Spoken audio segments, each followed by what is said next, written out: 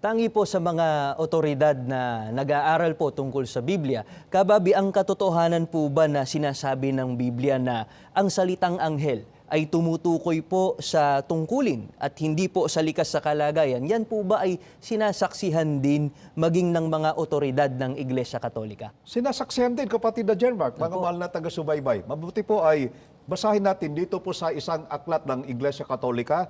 Ang pamagat po nito ay Discourses on the Apostles' Creed na isinulat po ni Clement H. Crack sa page 72.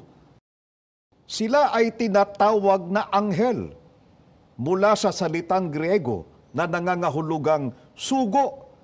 Ang salitang anghel sa makatwid ay hindi nagpapahayag ng kalagayan ng mga espiritong ito, kundi manapay ng mga tungkulin.